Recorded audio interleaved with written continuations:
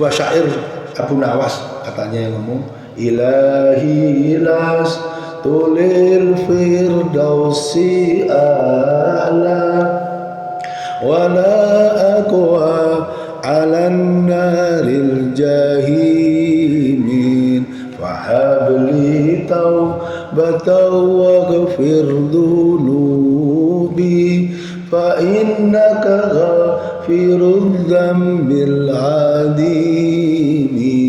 Dulu di musola-musola kita kuno di desa sering dilantunkan itu menjelang sholat dan sebagainya, bagi yang menggunakan pujian-pujian sebelum sholat. Tapi apapun pujian itu menyentuh hati kita. Ilahi, ya Rabb, Kanjeng Gusti, kula niki semestiang sae. Surga tidak pantas untukku ya Allah.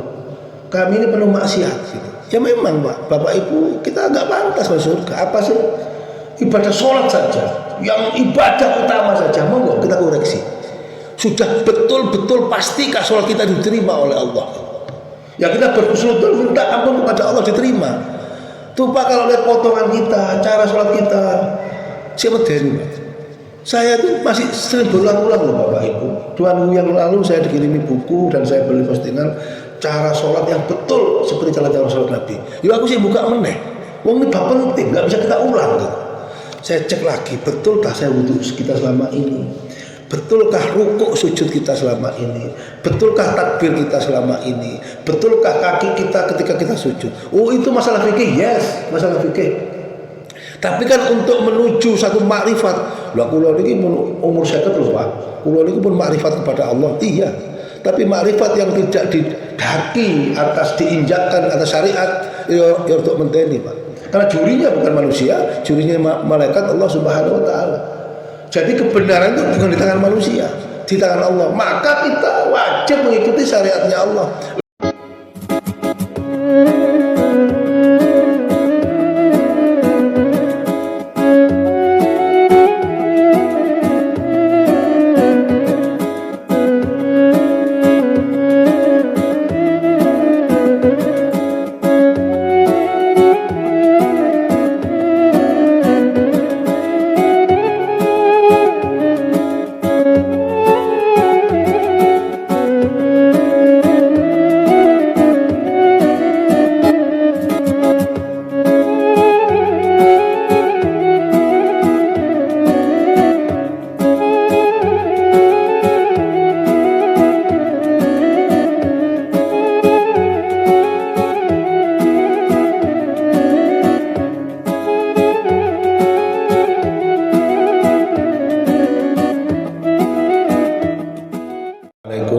Warahmatullahi wabarakatuh.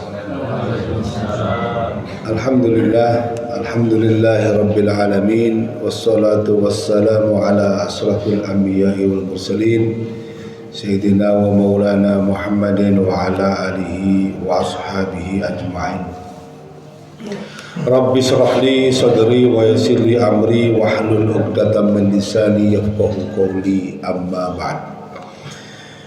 Kita mengawali kajian pada pagi hari subuh yang penuh keberkahan ini dengan terus tanpa bosan-bosannya kita meluapkan rasa syukur kepada Allah Subhanahu wa ta'ala, Tuhan sekalian alam, atas segala rahmat, nikmat, anugerah, sehingga kita pada pagi hari ini bisa menjalankan kewajiban kita sholat subuh, khususnya berjamaah dalam keadaan sehat walafiat, membawa Islam dan iman, dan terus berharap berdoa kepada Allah Subhanahu wa ta'ala mudah-mudahan kita diberikan kekuatan sampai nantinya membawa amal soleh, meninggalkan dunia ini dalam keadaan husnul khatimah. Salawat ma'asalam kita haturkan kepada junjungan kita Nabi besar Muhammad sallallahu alaihi wasallam. Dan terus sebab kita adanya di dunia ini, sebab adanya beliau, dan kelak di akhirat tetap mengharapkan syafaat udmah dari Nabi besar Muhammad sallallahu alaihi wasallam. Amin ya rabbal alamin. Bapak Ibu hadirin jamaah salat subuh rahimakumullah. Tema saya ya masih tetap tentang problematika umat. Saya senang dengan tema ini karena ya pasti ada problem.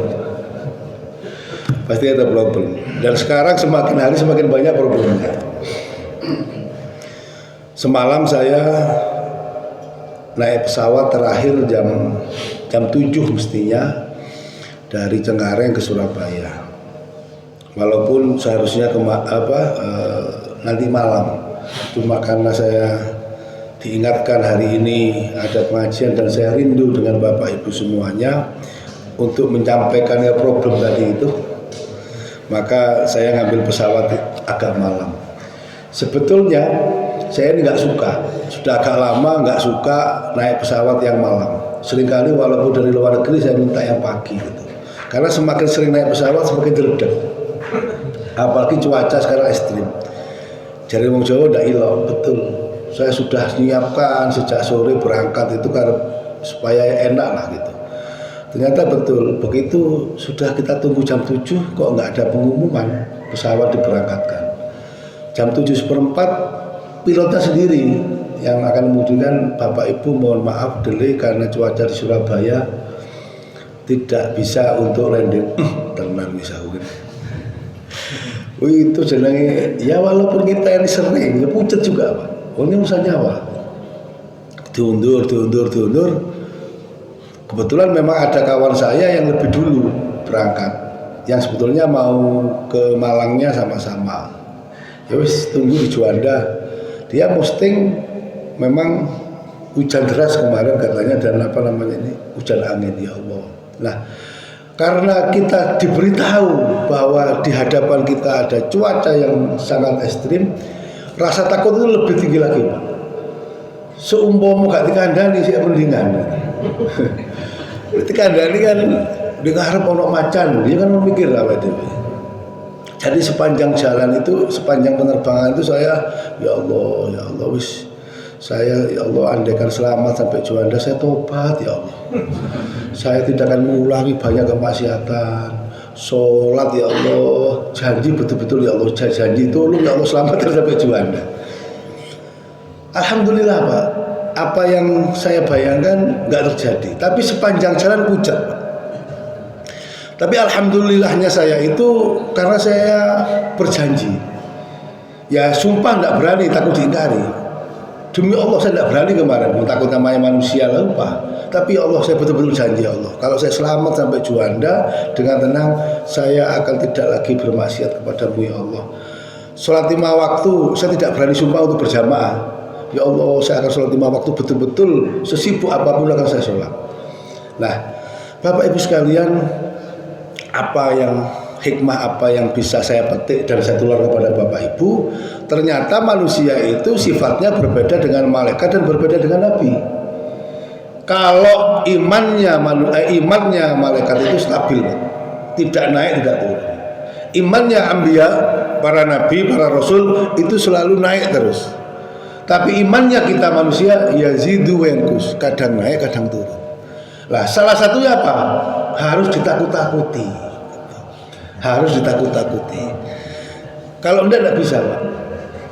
Itu kedua ya. Itu yang pertama. Kedua, ini kasuistis untuk mengawali bahwa kita ini perlu introspeksi, bahwa kita ini perlu menyadari sehebat apapun, seusia apapun, ya juga perlu diingatkan gitu. Saya punya kawan, dia ini rotok kereng ini apa ya, emosian. Kadang-kadang kalau over rotok ya main tangan gitu. Saya tidak tahu, mungkin Bapak Ibu yang ahli kesehatan punya penyakit apa gitu Pak. Ada ya kira-kira gitu ya. Pokoknya nahan emosi tidak bisa, ngamplengan. Udah suatu saat ya setengah KDRT gitu, ngamplengan.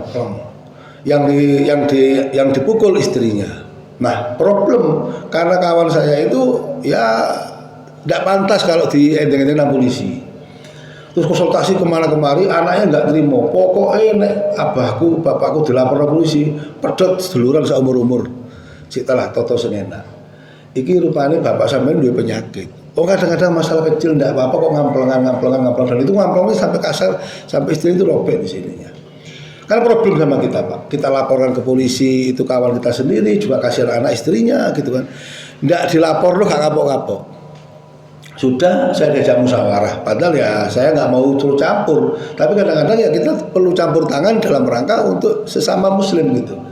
Saya berpendapat begini, ya kadang-kadang menungsoy perlu dilaporkan polisi. Walaupun ojo dihukum, minimal dia itu jerah gitu. Bingung antara setuju atau tidak, aku dilaporkan masuk koran, terus ya opo panjang ceritanya, gak dilaporkan itu pasti akan terulang gitu. Ada usul gimana kalau kita sewa aja polisi, sewa untuk meden-medeni tok gitu. Teko nang omahe seragaman, dimeden-medeni kok wong ampun-ampun teken di atas kertas, kemudian ya sudah damai saja. Akhirnya panjang-panjang betul Pak. Nggak terlaksana ide-ide semua karena ancaman anaknya kalau abah saya dilaporkan wis pokoknya saya akan macam-macam lah, ada bertindak macam-macam. Saya ngomong kayaknya ini siklusnya 3 bulanan deh. Kalau tidak ada tindakan atau ditakut-takuti bahwa tindakannya itu salah, apapun alasannya, itu penyakit lah atau kebiasaan, tapi kalau tidak ditakut-takuti maka dia akan siklus minimal 3 bulan. Jadi wong Jawa ndak ilo, betul Pak.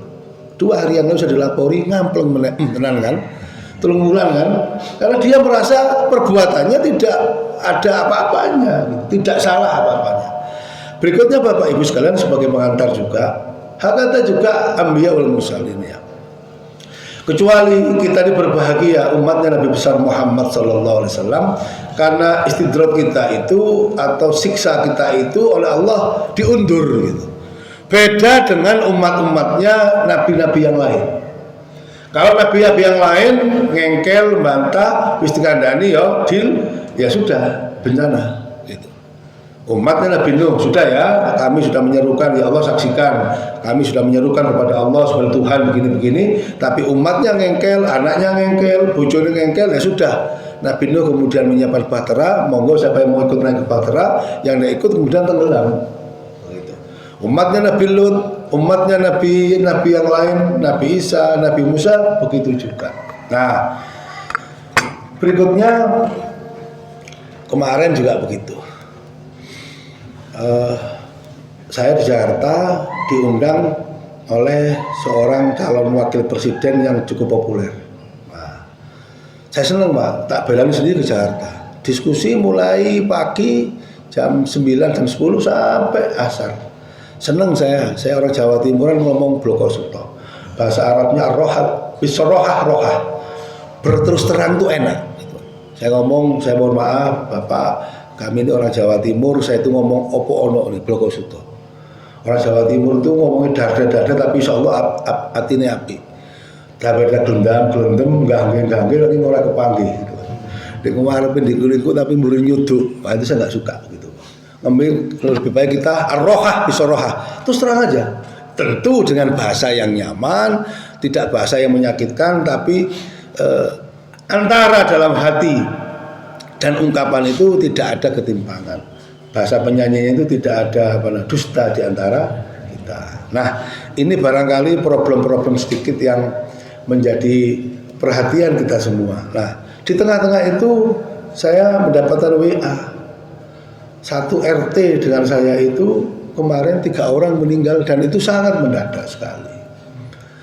Satu guru saya, sahabat saya, kakaknya Cak Nun dan yang teman-teman UM kenal. Ya Prof Fuad Kageduh. Saya harus datang mestinya. Takziah dan mengantar ke Jombang. Itu orang baik, itu kawan saya. Suka saya karena beliau ini orang terbuka.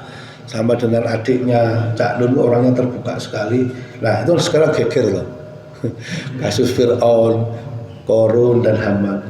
Ya kadang-kadang memang ya perlu kadang terus terang, tapi ya bahaya juga. Makanya hari ini saya tidak berani minta di live Pak. Kadang-kadang kita itu perlu berterus terang, tapi undang-undang kita itu tidak memungkinkan kita berterus terang gitu.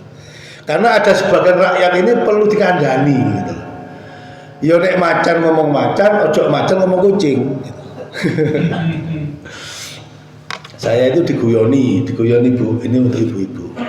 Saya ikut pengajian kemarin di Semarang, teman-temannya di NU sering itu punya kiai yang sering guyon memang.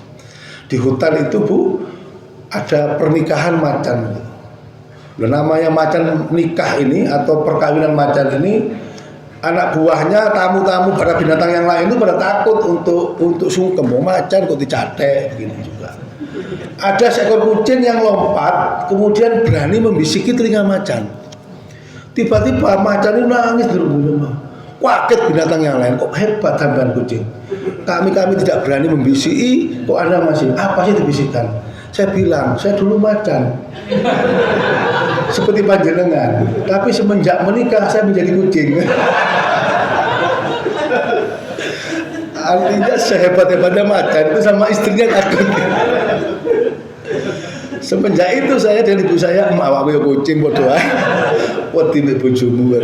Jadi sekarang ibu saya itu memanggil kucing-kucing di sini. Jadi saya dianggap ini suami yang takut sama istrinya gitu. Lah begitulah kadang-kadang. Terus oleh siapa namanya ini, oleh Ustadz tadi itu ditambah cerita lah ya. Saya ini heran sama wanita itu. Padahal seluruh kebutuhannya, seluruhnya ketika sudah berkeluarga, hampir semua kebutuhannya itu kan suami yang nanggung sih. Ya si kerja ya suaminya, sing golek duit suamine, nek ono wong apa-apa kabeh tanggung jawab suaminya lah. Lah kok iso misalnya seorang wanita kok bentak-bentak atau sampai membuat suaminya takut. Seorang jenderal yang hebat sekalipun kadang-kadang di depan orang wanita itu takut. Maka kemudian Islam itu sangat memposisikan, memuliakan wanita sampai dikatakan an-nisa wa imadul bilad. Wanita itu tiangnya negara. Kalau wanita itu bagus, maka negara itu bagus. Wa idza fasadat, kalau wanita itu tidak bagus, maka negara tidak bagus. Sampai sedemikian posisinya. Tidak ada namanya bapak kota, yang ada namanya ibu kota. Tidak ada bapak jari, yang namanya ibu jari. Luar biasa. Yang namanya ya pokoknya luar biasa lah ibu. Nah, tapi sisi lain Islam itu betul-betul mengatur semuanya dan kita bersyukur pada Allah betul-betul kehidupan kita itu diatur. Nah, belum selesai kami menerima WA beliau, berapa jam berbulan WA lagi. Tetangga saya satu RT meninggal juga yang mendadak. Biasanya orang itu suka ngatur lalu lintas di depan pom bensin Telogomas itu. Terngiang-ngiang saya waktu saya berangkat ke Jakarta, waktu lewat Telogomas, dia itu ada di situ. Meninggal ya Allah. Baru di bandara saya begitu juga, tetangganya yang orang meninggal itu yang lebih dekat lagi dengan rumah saya meninggal juga. Dan mendadak juga. Dan usianya ya relatif tidak terlalu tua, usia antara 50, 55, di bawah 60 tahun. Jadi ini hari ini satu RT 3 orang diambil. Waduh, untung Pak Mudin itu nggak ngomong lagi siapa giliran berikutnya. Arah penyiapan diri. Nah, Bapak Ibu sekalian, ada apa yang pernah disampaikan oleh baginda Rasulullah Muhammad SAW untuk pengingat kita semua. Ini yang sedikit-sedikit kita akan bahas.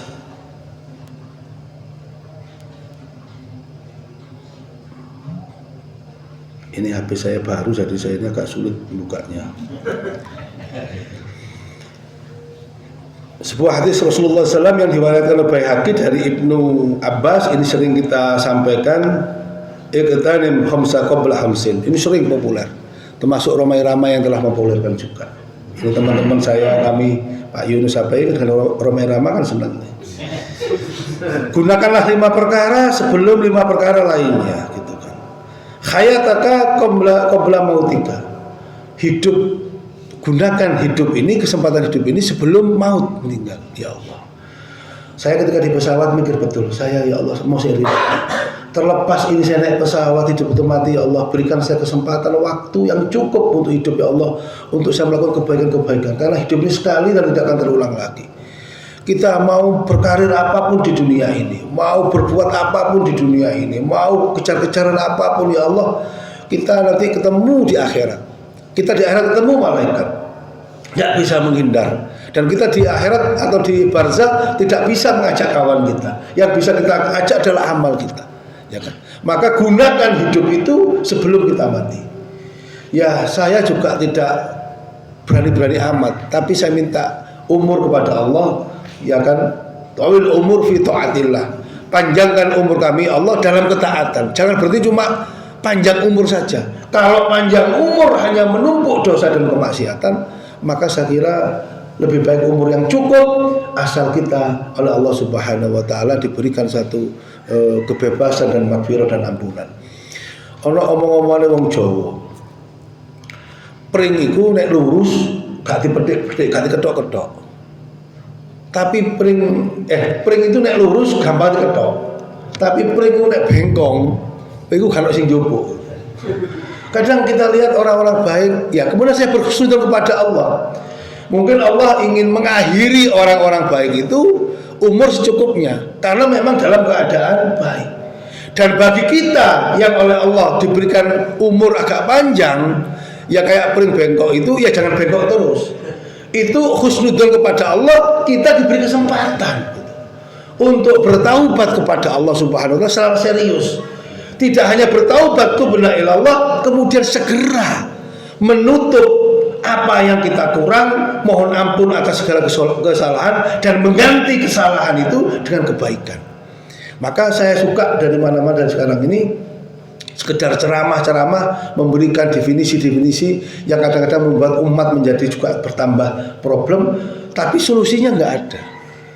Ya kita ngomong tentang problem, terus solusinya piye, itu menjadi perlu bagi kita. Walaupun solusi itu sederhana sekalipun. Sebuah syair Abu Nawas katanya yang ngomong, Ilahi ilas tulil firdausi a'la wala aqwa alan naril jahimin fahabli taubatan waghfir dunubi fa innaka ghafirudz dzambil adimi. Dulu di musola-musola kita kuno di desa sering dilantunkan itu menjelang sholat dan sebagainya. Bagi yang menggunakan pujian-pujian sebelum sholat. Tapi apapun pujian itu menyentuh hati kita. Ilahi, ya Rabb, Kanjeng Gusti, kula niki senestiang sae. Surga tidak pantas untukku ya Allah. Kami ini penuh maksiat gitu. Ya memang Pak, Bapak Ibu, kita agak pantas masuk surga. Apa sih? Ibadah sholat saja, yang ibadah utama saja, monggo kita koreksi. Sudah betul-betul pastikah sholat kita diterima oleh Allah gitu. Ya kita berkhusnudon minta ampun kepada Allah diterima. Tuh Pak, kalau lihat potongan kita, cara sholat kita, saya medeni Pak. Saya tuh masih sering berulang-ulang loh Bapak Ibu. 2 minggu yang lalu saya dikirimi buku dan saya beli postingan cara sholat yang betul seperti cara sholat Nabi. Ya aku sih buka meneh. Wong ini bab penting, nggak bisa kita ulang gitu.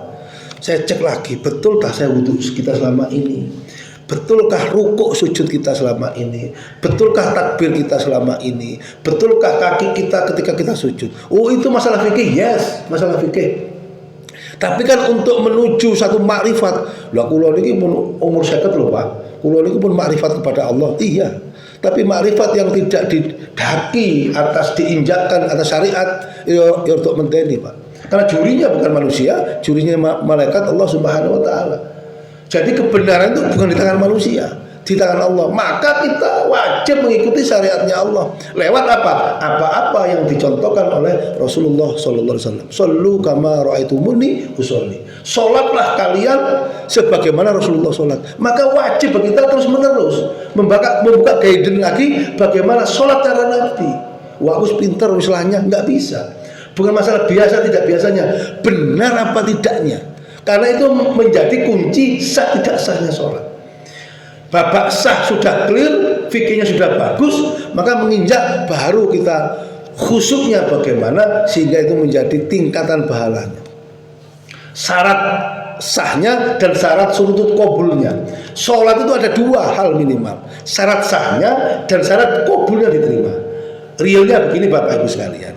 Ayo kita bereskan dulu syarat sahnya dulu fikihnya.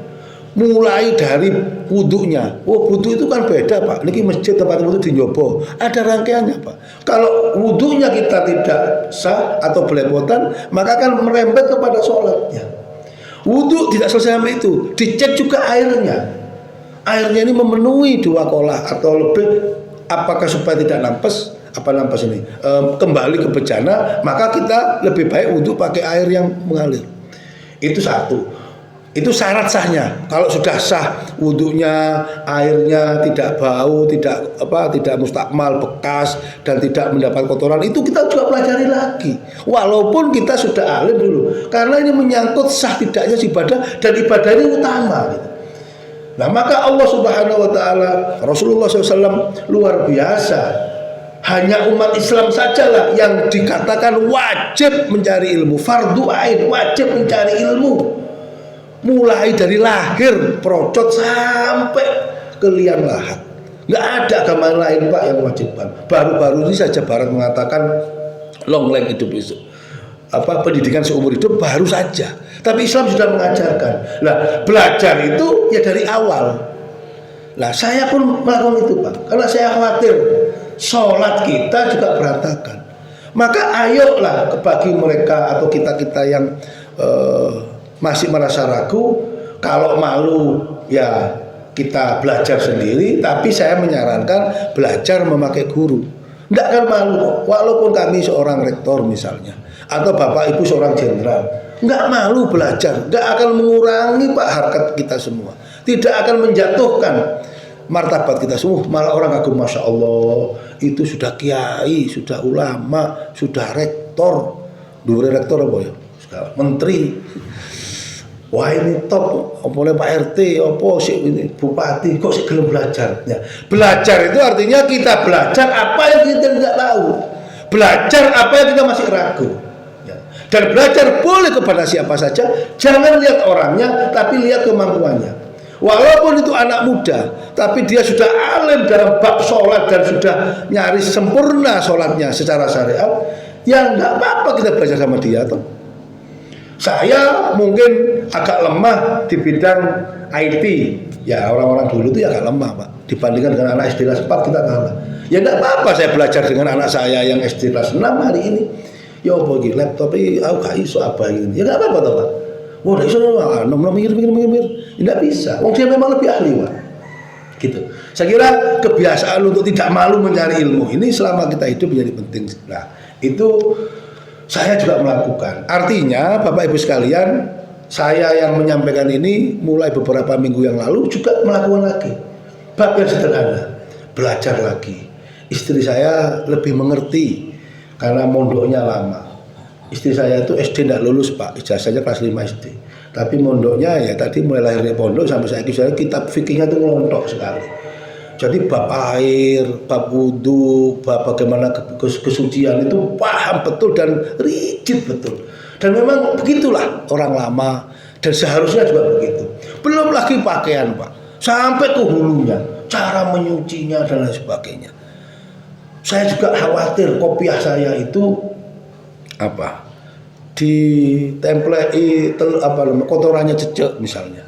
Mungkin kalau sarung atau celana kita atau pakaian kita mungkin perhatian. Lah sama songkok apa kita perhatian? Kita termasuk orang jarang loh nyuci songkok Pak untuk kembali sholat. Yang saya maksud adalah songkok untuk sholat. Waduh kok detil? Ya memang Islam itu detil. Karena apa? Ketika kita sholat Allahu Akbar, yang kita hadapi adalah zat yang maha suci. Maka diri kita suci. Alhamdulillah Bapak kita ini menjadi agama Islam. Hanya Islam saja yang menghadap Allah dalam keadaan suci di tempat yang suci. Masjid ini tempat yang suci, maka masuk sandal harus lepas. Semua posisi dalam posisi yang sama. Itu ibadah yang luar biasa. Karena Allahu Akbar, saya menghadap kepada Allah, zat yang maha suci. Maka sucikan dulu kita bersama ini. Sebagaimana mi'rajnya Rasulullah SAW.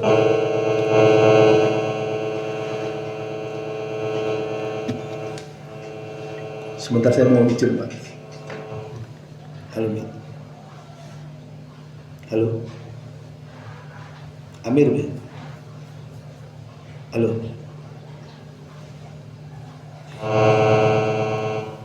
Halo.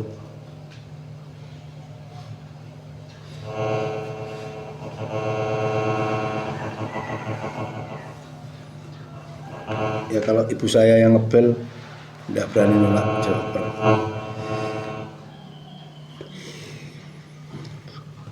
Jadi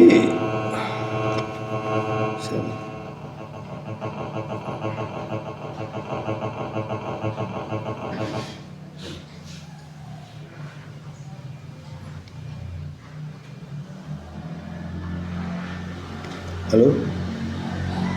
Halo?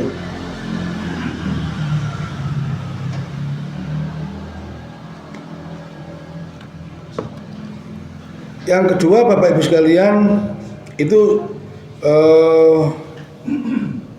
jadi ibu saya itu minta jemput naik kereta jam 5, saya belum tahu. Jadi dari Jakarta saya naik pesawat karena panitia, ibu saya malah naik kereta. Nah, jadi saya ini mohon maaf betul.